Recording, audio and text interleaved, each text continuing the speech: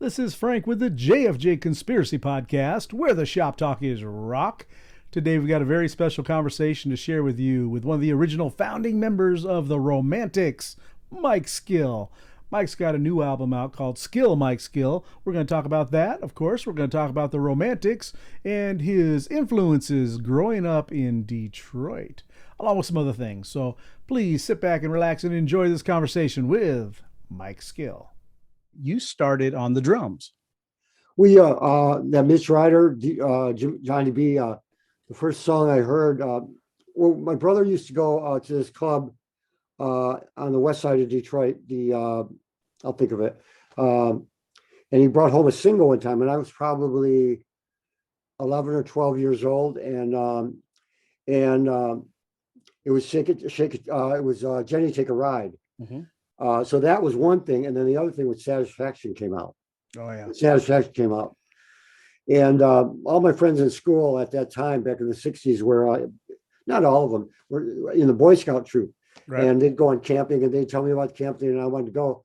And then they told me there's a marching band. And I thought, wow, I could get, they have a snare drum. So I brought home a snare drum. I actually had to borrow a snare drum for a month. And they called me up. I didn't go to scout meetings anymore, and they're calling me up for the drum.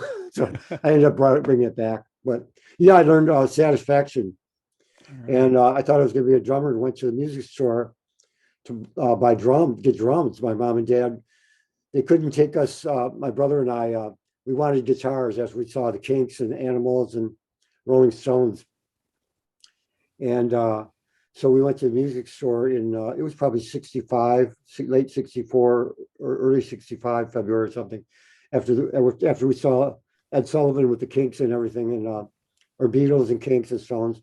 Mm-hmm. And we wanted guitars, of course. We were making our own little guitars out of wood. And so they took us to the music store, and we were Artist Music in Detroit. Mm-hmm. And they had all these Voxes everywhere. There's tons of Vox amps, and our eyes were huge. And I was going to get a drum set, and my brother picked out a guitar, and then he goes, you're going to have to carry these drums around. Right. And in the winter, in Detroit. And so, we put our stuff in a wagon when I was a teenager, but to get your band rehearsal. But so I decided on a guitar because I didn't want to lug it around. A lot easier to move. And my brother's, it kind of looked good to me. A guitar looked good to me. Yeah. Yeah. So I ended up getting a Japanese guitar. I take it you gravitated more towards the Stones than the Beatles. Yeah. Well, Beatles really hit me because, that whole thing going from my brother. I used to play my brother's records. My brother and I used to get their records out in the late 50s, real little kids, 4 or 5 years old, 5 years old, 5, 6. And we used to get their records out and spin them, Elvis and Buddy Holly and Chuck Berry, right. And then the R&B groups, the black R&B groups, the Drifters and all that stuff. Right. And we'd play them, they'd come home and they'd yell at us for getting the records out. They didn't want us. So I had that whole era. Mm-hmm. So I did that as a kid, and growing up in Detroit, 10, 11 years old, Motown came in. Right. And then I know about Motown pre-Beatles. Right. So I'm learning about all the Motown stuff. What was the song? You Better Shop Around, mm-hmm. Smokey Robinson. So I had all of that happening. The Temptations came out, and then later Supremes came out. And so we had all that. And once the Beatles said it was a different thing, it took the Elvis and the rhythm blues and rock thing in the 50s and moved it into the 60s with a new attitude, new energy, new attitude. Right. Since Elvis was in Germany in the army. But anyway, yeah, so Beatles, Stones, Kinks, really Kinks and Animals. Right. Because it was a lot rawer, a lot punkier. It was a lot, yeah. The Beatles hit you because of their image, really, and right. It was a big deal, yeah. It was, all the girls were going nuts the next day at school. In the gym, you meet in the gym, you have homeroom, and then you go to your classes, and all the girls were talking about the Beatles. There you go. Yeah. So, and we were all mad. So kids, I'm going, oh, that's interesting. And Yeah. all the guys were getting mad. 10 years, 12 years old, 13 years old. And when you started playing in a band, did you have to sneak into the clubs like a lot of people during that era, or were you older to where you guys could actually Yeah, play? I was 14, 15. I couldn't get into the cool clubs. The teen clubs in Detroit, there were a lot of teen clubs. Mm-hmm. The Hideout, the Mump. Uh, the Chatterbox was a regular club um, on the west side. But the Hideout was like you'd pay a fee and you have a monthly card, or for a year, you have a teen club card. You go there and see all the bands. It was Ted Nugent, early days of Ted Nugent before he was known, Bob Seger, guys from Grand Funk were in another band called The Pack. The Fugitives were a group, was partly SRC, became SRC, which was, you'd have to look them up, SRC and Frost. Right. With all these bands that became big were playing these teen clubs. Right. And I was too young to go and didn't have a car. But I was hearing about the MC5, about 1965. The MC5 came out with the 45. And I'm hearing about the MC5 and the Stooges came around next. Around 66, 67, start hearing about the Stooges. And every week I check in what happened at the Grandy Ballroom with Iggy. What did you do this weekend? Yeah. Where did you put the vacuum cleaner this weekend? Right. Cleaner hose. Great time. So yeah, so there was like a rumble going on and about them, and it was like really brewing in Detroit. It was really well, it started because all the car companies, 24 hours making cars, and a lot of musicians came up from down south and around the country up to work on build cars and make money, and then they play clubs around town. It was a real music, with Motown and everything. So everybody's periscope, their microscope was on music. It was really integrated into it with this. Right. It was just a big city, crowded city, a million people. Now it's half of that now, but we went through a lot of troubled times in the early 70s, which we're going through now everywhere. Yeah. So Detroit was like a predecessor to what's happening now in a way. Right. A lot of ways. You had you mentioned Iggy. Yeah. And synonymous with Detroit, same with Seeger and Ted Nugent. What about Alice Cooper? Alice Cooper came back to Detroit. Detroit was smoking happening. The Grandy Ballroom. Now you had the MC5. You had I could go on name the Assemblage. Right. You had all these groups coming up. The Fruit. They were kind of like they were like a hippie band, like Grateful Dead, but they were like real fun. They were like they would do 50s music in their own way. Right. And they were just like a real fun band. And Commander Cody came out of Ann Arbor, and there was just so many bands happening that Alice Cooper gravitated to Detroit to get noticed and get ride the train. But he was from Detroit. Well, he left town when he was 10. I guess 10 years old or something. But came back. That's cool. So it was really it was wild. I mean, there was clubs everywhere, music everywhere, jazz, blues, everything. Well, and then you mentioned Motown. That when that took off, that was a whole scene in itself. Yeah, you have to imagine that these guys thought we're going to do it ourselves, and they started their own record label, and they did it in such a way that it reached across all boundaries, or all nationalities and all colors and everything. Just wrote good music, and it had that. Detroit had this because of the car companies and the dirt and grid. It was dirty and smoggy and foggy. Really gray 6 months out of the year. Winter 6 months, and so there's this noise. I mean, we'd be out in the summer. At night, like 1 or 2 in the morning, and we'd be out on the grass just talking, hanging out as kids, teenagers, 17 years old. And we could hear like the Chrysler plant was probably a mile away. You could hear the stamping plant in the ground. You could hear it. And then you could smell kind of some of the smells, but not much. But it was dirty, but it wasn't like black, It was gray skies, but it was pretty smoggy downtown during that time in the 60s. It got cleaned up. It was cleaned up in the 70s, Right. but the noise was in the ground and in the air. It was like a real energetic, real raw thing that really got in you. And so you hit your guitars different. Your attack was different on your instrument, Right. and your soul came out in a different way in the music. It was more pronounced and more refined and more aggressive, a lot more aggressive. That's why with MC5 and Iggy and that and Ted Nugent, real aggressive, real.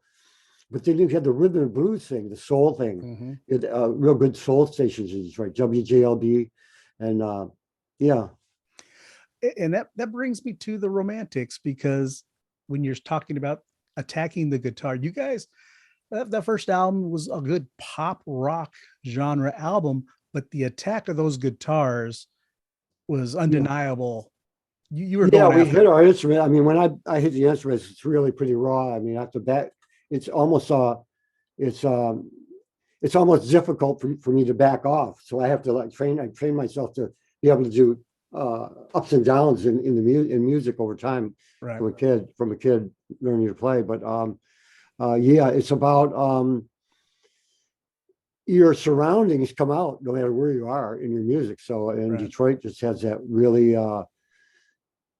deep connection. Right. All the musicians out of Detroit have it. Guitar players were phenomenal out of Detroit. Great players. Jimmy McCarty, my friends Bobby East, Robert Gillespie, people that have been coming up with me and my generation, Mm-hmm. and Ted Nugent, of course, and Steve Hunter, who played with the band Mitch Rogers Detroit, but he played on like Lou Reed. He played on all the Kiss records, the first Kiss records, with Dick Wagner from the Frost. Mm-hmm.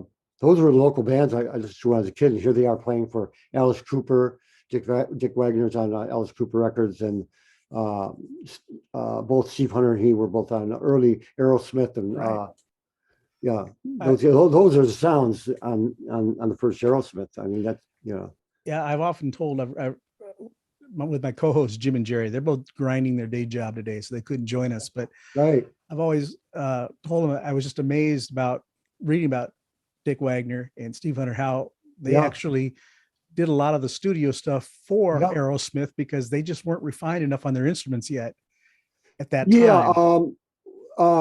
When you're coming up and you have your first album, you're unless you've done it a few times, you have a hard time imagining how to play for the tape.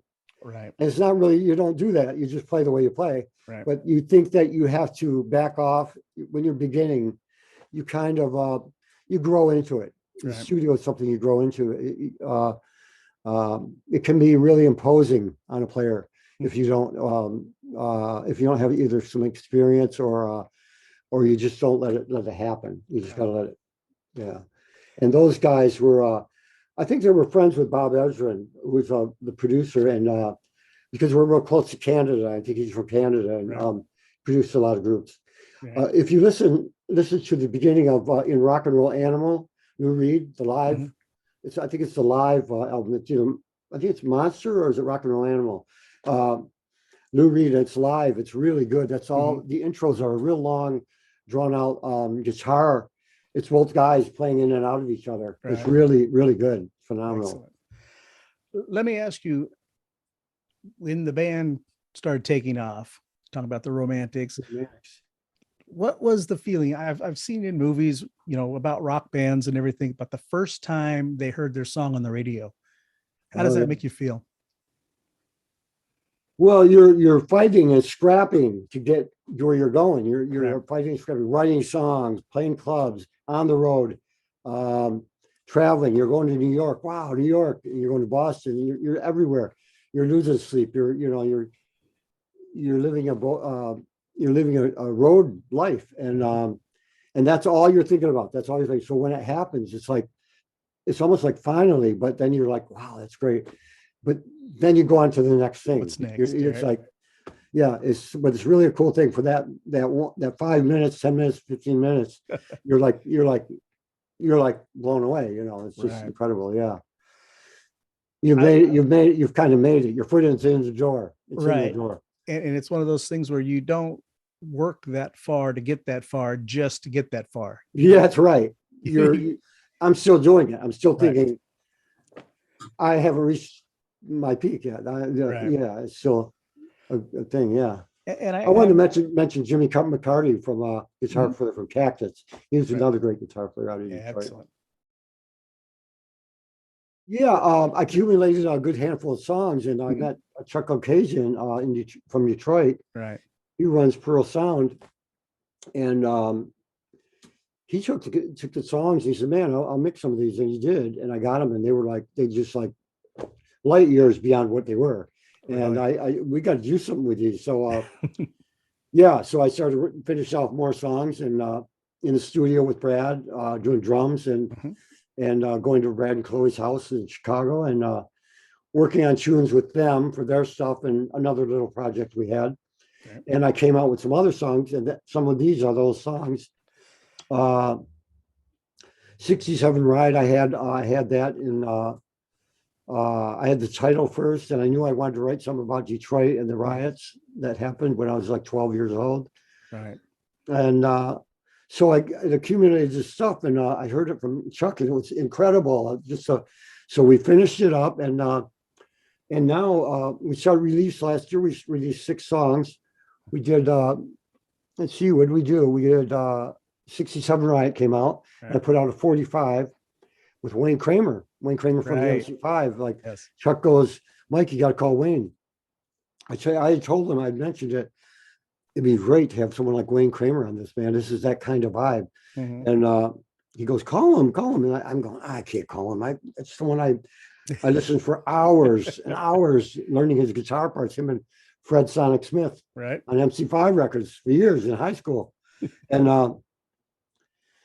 so I got up the guts, and I called Fred, and I said, I have the song, and I'd like you to hear it. And he said, send it out. I sent it out. He called back. He says, man, it's a great song. I'd like to play on it. And Wow. I go, just do what you do. And Yeah. he did it and sent it back. And we played it. And Chuck and I are going, we can't touch this. We can't do anything. We can't turn it down. We can't cut it. We can't touch it. So we just put it out the way it was. Yeah, It's it's a just so great phenomenal. single. It's got the vibe of the early MC5, just his style. It's got his Yes. style. Yeah. And I put on a 45, and the label on it is like a throwback to the label from I was A going to Square mention that. Records in Detroit. And it's Yeah. got like that hippie kind of ballroom poster artwork from Gary Right. Gershwin. Yeah, I love it. And it's a beautiful package. And I've still got a few left. Not too many, but Right. you can get them on MikeSkill.com. MikeSkill.com. But that came out last year, and then we started releasing singles. Carrie Got Married. I wrote that.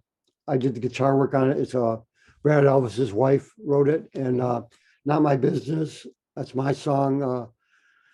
I'm not going to describe them all, but My Bad Pretty, 67 Riot. We've put that out again.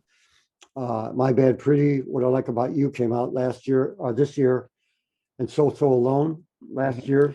Well, What I Like About You, I decided I had been going to Brad's house in Chicago over the last few years. He did a drum track for me, and I brought it home here.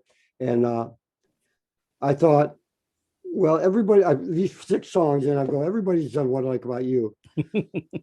I mean, everybody's done something like What I Like About You. Middle of the Road by Pretenders has kind of got that What I Like About You thing to it, and ROCK and USA, and numerous bands have played it on YouTube and all that. So I wrote it with Jimmy, and I figured, what the hell? I might as well do it myself and sing it, because I sing it live. I sing parts of it live recently, and so I gave it a shot. And I had my son in here, and I grabbed my old Rickenbacker, 1960s Rickenbacker, and the high watt amps, and the same amp I recorded the original song on. I set it up, the same settings was on there, the same marks were on the amplifier. So set it up and got the tones, and my son played the track, and I just laid out the guitars and then put on the vocal, and really dug into it. It came out really good. Yeah, you got a real good live vibe on that. Yeah, it's got the Romantics. When we recorded, we wanted that more live feel, but the producer kind of tamed it down a little bit.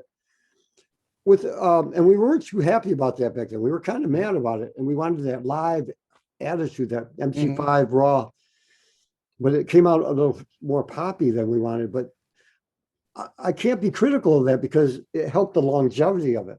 Right. When the good production breeds good, good longevity in songs, they last. You can turn it up and it's just really good. I have a certain sound, my guitar sound, and I attack the guitar a certain way. And my songs are certain, they come from me. My background in Detroit and my soul comes out of my guitar. Right. And the way I play is a certain style, and it's pretty distinctive. There was the punk scene was happening and new wave scene was happening, and I always had my eye on that. My eyes always and ears are always open to what's going on, and in Detroit, around Detroit, and everywhere. And I just always want to have that attitude and more artistic and be free to look forward. I played bass all through high school, junior high. I learned on guitar first. In my early days, all guitar, and then high school bass, because there were no bass players that whatever. But when the Romantics originally formed, I was playing bass still, and so we had the idea. I had the idea for the band with Jimmy. Going back to that Kinksy kind of sound, that raw punk pop sound, right? And we love the Kinks and Stones and Beatles, and of course, and I was on bass still, and I brought in a cassette tape that I wrote songs on guitar, and probably 3 of those 8 or 9 songs came out on the first album. Right. Some of them later on the second album, but yeah, I mean, I brought my stuff in, and we were asking guys around Detroit, "You want to play a guitar? Get a guitar player?" Right. And none of them wanted to do this simple rock and roll. They didn't want to play rhythm guitar oriented music. As a guitar player, I feel a good rhythm player makes a guitar player, not necessarily soloing, because that's related to writing songs and the music part of it. Right. So no one wanted to do that. No one wanted to play Chuck Berry solos and simple George Harrison solos and Steve Cropper and all that. They wanted to do Jimmy Page and Jeff Beck and Jimmy, stuff that was. We were going back. We were getting our roots, pulling from our roots. So it was the Kinks and the Stones and the Animals and stuff. So I jumped on guitar, and that was the story. Yeah. Well, by the time In Heat came out, yeah, it was almost like you had never left as far as the songs went. Well, what happened was you had. Oh, I'm sorry. Go ahead. No. Your element was back in the fold, and it just worked musically. Yeah, I'm always been song oriented, of course, and simple choruses, simple verses. Right. We collaborated on a lot of songs, but I was always aimed towards a certain. It was always me bringing in, how about this? Right. How about this? And I have to open up to other ideas with a band. When you're in a band,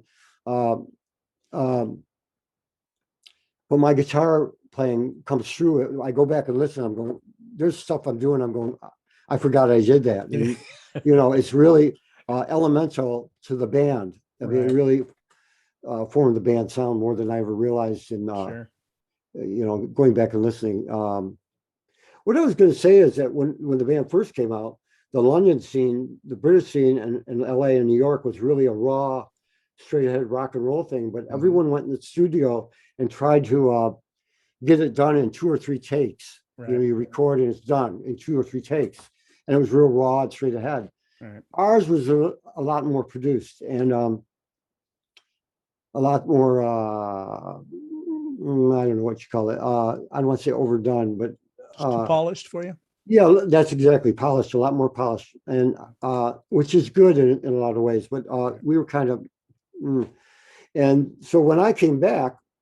Even a year and a half, the new Romantic thing came out. It was happening in England. Mm-hmm. You had Duran Duran, Spandau Ballet. Right. I can't remember all the groups. They're all like Roxy. They were all like Roxy Music clones. Yeah. New generation. Right. And so production got more glossier and bigger. Yes. More time was spent on the music. XTC, Squeeze, all these bands. we were listening to raw straight ahead stuff 2 years before that. Now it's all produced. So I came back listening to that stuff that was coming on in England, XCC, Nick Lowe. So that's where In Heat started. That's where the focus was on that. Right. More produced, bigger, more harmonies, more, a little more distinction, right, instead of just banging. So, but we still had the energy. So, and the band continued through the years. It seems like up until the pandemic, you guys were playing quite a bit, correct? All the time. Yeah. 8 months out of the year, 8 months out of the year at least. Yeah, at least. But with this new record, the thing is, I'm back to where I was before with the early days of Romantic. My attitude is like, it's mine. I want to do this on that song. I want this part to go there. I used to push that a lot in the band, which created a lot of this and that. Right. But a lot of my ideas got through most of the time, 90% of the time. And but now I'm in a situation where, okay, this chorus is going like that, or I don't know where this chorus is going. Let's see where it's gonna go. Right. I went in the studio and I'm recording 67 Riot, and I still didn't have the third verse finished and the third verse organized. And I used the studio almost like a canvas. It inspires me when I'm in the studio. So I get ideas as I'm going along. It's just one of those things. Do you think this album will see vinyl? Yeah. Oh yeah, for sure. We did digital because that's what the thing is right now. Yeah. But I wanted to get my name out, not just Romantics as Romantics. No one really knows. I mean, some people know Mike Skill from the Romantics, but I wanted to get that a little bigger out there in people's in the face. And so that's why Mike Skill. I mean, all my friends have called me Skill through my life, so Mike Skill, or Skill Bones when I was a kid. So as skinny as a rail. But this thing has just been phenomenal for me because it's just brought out stuff I've held back in the last few years, maybe, and it's rekindled a thing inside of me as far as singing. Romantics, when we started out in the early days, the first 4 or 5 years, we were all singing. All four of us were singing songs. We were all lead singers. Right. And that kind of got pushed to the side when the producer concentrated on Jimmy or Wally. And I still sang a lot, and Rich still sang a lot. But I guess in confusion with a band, they have to zero in on somebody for the media, for the public. Right. And okay, fine. So now I brought my thing out, and people are realizing I could do it too. So it's just an evolution. The only important question I really have about the Romantics, and then we're going to move on, is do you still own the red suit? I do. They were at the Rock Hall of Fame in Cleveland for a while. They were going to do a Detroit display, which never happened. Right. Which you could do a full room on Romantic on Detroit music. You could do a full museum. Right. But it never happened. I guess our drum heads in there and some photos and stuff. But I got it back. I called them up, got it back because they had it. It was sitting in there, and I wanted to have it for my son. In case I didn't want it sitting in there. I was kind of afraid because the guitar player from the Kingsmen gave his, I think he donated his Stratocaster that he played Louie on to the music project up in Seattle that they had up there. It's not anymore, an EMP. And he couldn't get it back. I think Bill Gates originally had that up there, but it was the other guy that just passed away a few years ago. He never got his guitar back. I was going to, I wanted to kind of help him out, but he passed away a few years ago, a couple of years ago. The guitar player from the Kingsmen. Mike Mitchell. I didn't realize that the Romantics played with Clem Burke either. And Clem sat in with us. We had Johnny B, who used to be with Mitch Ryder Group in the 60s. Great, fabulous drummer. Great, still good. He played with the Rockets. He played with us when Clem wasn't there, and Clem came in. Blondie was off the road, and he filled in for a while. That's great. Yeah, we Clem recommended Brad Elvis, and Brad Elvis has been tremendous. And I noticed he wrote one of the songs on your new album. Yeah, yeah, he's a writer. He records some of his own stuff with his wife, and they've got a record coming out, and or it's out already. And yeah, really good writer. She wrote Mary Carrie Got Married. She and him. Wow. And I put my trademark guitar parts on it. And, right. For our podcast, I search Bandcamp, and I just peruse through there and I listen to songs. And if I get 30 seconds of interest, I'll research a little bit more. Wow. Saw your name, and I said, that can't be the same guy, and without reading anything, I was listening to Not My Business. And my first impression was, this is Stonesy. This is a Keith Richards tune. This is awesome. I'm going to keep going. And as I listened to every song, again, not reading about looking at the lyrics or anything, images just popped up. Oh, this sounds like Iggy. Oh, this is that So Soul alone is a Motown song all the way. Yeah. You have nailed it, and you've cleared it up for me, because you've said it perfectly when you said it's inside you. Yeah.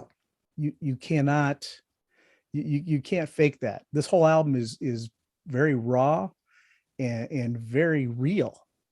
Thank you. Yeah, that's exactly right. I mean, it's everything the funny thing about it, that probably people don't understand, they figure I'm from the new wave scene and I've been influenced a little bit by the Beatles or Stones. Mm-hmm. But that thing about when I was 5 years old, 6, and I'm hearing Elvis, and it went deeper than you could imagine. The Elvis and the Buddy Holly, right, and the Everly Brothers. And then I'm watching Ricky Nelson on TV with I can't think of his name right now, the guitar player from Ricky Nelson, went on to play with Elvis. Those guys, that all went right inside my head. And then you had all the Beatle thing happen, 5 years later. I'm becoming a teenager, not quite yet. Right. And so that whole thing, I'm swept right in from the beginning of rock and roll, of Little Richard. And we always loved Little Richard and Elvis anyway. I mean, everybody does. And especially Little Richard. This, you're exactly right. You have to remember, Flamin' Groovies were a big influence on me, because it brought me back to what I knew before. Right. After everything I was going through to the 70s was Mott the Hoople and David Bowie, and seeing all these guys live. David Bowie, Mott the Hoople, Nazareth, the original Nazareth, T-Rex, Bob Marley in there. Bob Marley, saw him live in there. But all those groups, Badfinger, right, Humble Pie, early Humble Pie, all that stuff, like, just really, when you play music, it either comes out of you or you hold it back and you don't realize it. Right. But that's all comes out of me. I mean, MC5, you got I Want What You Got, which is, I always thought it was a droney Iggy kind of thing, but it was the drums that did it. Yeah. And I wrote the guitar part on top of the drums, because I love the drum part. And I go, I got to write something on that. And I had this guitar part, and then I finished the whole thing. And I go, I don't know what I'm going to sing about. So it's like, I have to listen to it for a while, and go outside and either walk, run, jog, ride the bike, or do something else. And I'll come back, I'll have a title, and I'll start piecing together a verse here, a melody here, and I'll start formulating it. But it happens in different ways. It just comes in when you're least expecting it, I think. And but those things, yes, it's all about that. And 67 Ride is totally like, it's my roots of 67, the revolutionaries that were around, of MC5, the whole chaos of that time is in that song. And MC5, there's like a little bit of Hendrix, there's a little bit of Iggy in it. There's it's got that thing to it. Yeah. And it still relates to what I like about you, because the attitude of what I like about you when I put it in was still retains that 5 thing, like Fred Smith would play the guitar like that. Right. I mean, and that song had to come out of MC5 in the way that we were opening for Romantics were opening for Fred Sonic Smith. He had a band called Sonic's Rendezvous Band in Detroit. Right. And he was a guitar player in the MC5, and we were opening for him. So, I'm watching him, and I'm influenced by him as playing, and I'm sure that some seeped through me and brought that out of me. Right. His playing, and I don't mean like in a copying way. I mean like the attitude, the energy, the simplicity. And so it just brought that out of me. That's how What I Like About You happened. And same thing with Not My Business. The intro, I had the chords and I had a verse, and then I started building on the lyrics, and they're really good lyrics. I'm really proud of the lyrics, and I needed an intro.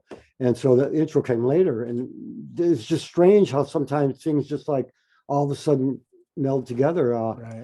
Soul So Alone, it was just you're totally on it. It's like Motown meets a little bit of Velvet Underground in there, because I dropped my voice down to a lower, instead of singing it high. Right. I dropped it down to that low, like Lou Reed or something more, not dissonant, but more whisper in your ear kind of thing, more that kind of thing, close to the mic, singing low. What else did I have? I had even the ballad, Calling. Yeah. Beautiful song. Beautiful. Thank you. We went to Australia 2 years ago, I think it was. We were going on we were doing a cruise, and on the way to the cruise, Rich, me, my wife, and his wife and his child we stopped off in Australia for a couple of days in Sydney, and then went to the islands right up north of there, and these chords came out of me in Australia somewhere in the hotel. I just it's kind of a Lennon-esque kind of part, but I wasn't trying to copy. I was just trying to have a certain mood, and built on that. It was kind of a beautifully kind of just coming from inside. I don't know where it comes from. It's just it's just the strum sounded right at the time, and the chords sounded right, and then I actually had the melody. I didn't a lot of times I don't have the melody early on, and I had the melody right away. So that was funny, and that turned out crazy. And I took it to I brought it in to Chuck. I had the chords. It's one of the last songs. Once again, one of the last songs, and Chuck helped me with one part of it, and the middle part. Chuck helped me write the middle part, the middle eight, and he helped me with the verse and how to sing it, and it turned out really good. Then the ending, I go, what about this? And we'll do like, instead of Hey Jude thing in the end, I'll do a guitar solo, a la Clapton, George Harrison, or Cream or something, with the solo going out. Right. And so I'm not doing them. I'm just influenced by it. It's beautiful. And like we talked about Brad Elvis with One More Time. Oh yeah. It's still, again, anybody can write a song and give it to you, but it still sounds like you. You got to remember, it's me and him playing, right? Yeah. It's me back in the guitar. Yeah. Right. It's the same thing with Carrie Got Married. I mean, if someone else played it, it's the guitar's not going to stand out like. No. You're not going to have that Pete Townsend to it. It's fantastic. Well, I wish you nothing but the best with this album, and I hope that I get the chance to see it on vinyl. I'm a vinyl collector, and I would love to have it. Yeah, I was going to say that I got waylaid on the history or what's going on, but right now it was the 6 songs came out, and then right now we weren't going to do a CD, and now we're getting requests for CD, so we're doing CD in the next few months, and then hopefully by Christmas, and then there's a backup on pressing plants for the vinyl. Yes. So early next year, vinyl 12-inch album. Yep. Sweet. So it's going to be good. Definitely. And we just really wanted to push the digital stuff for Spotify, Apple, and all that stuff, streaming, get my name out there. And thank you for having me, though. I appreciate you bringing up all the songs. It was a pleasure working on it, and it's just amazing how it came out. And with Chuck Occasion and Pearl Sound, and my wife, my son did a lot of artwork. He helped me on it, and Mick, and he produced the vocals on What I Like, and it's an ongoing thing. It's a good package so far, Mike. I'll tell you that much. Thank you, man. Thanks, Frank. It's a great sound. I look forward to seeing the vinyl, And it's still, for me, being the age that I am, I still want that experience of having the jacket in my hand, reading the notes. Yep, that's the idea. I struggle with the CD cases. You know, those things are I so know, small. I know. They But- don't even fit in your pocket. At least, Nope. yeah. At least Steve Jobs, he said it's got to fit in the jean pocket. There you go. The phone. I appreciate you coming on the show and helping us out. And Thank you, man. I really appreciate it. I'll keep talking about it, and you as well, hopefully. no, Thank very you. good. We'll do.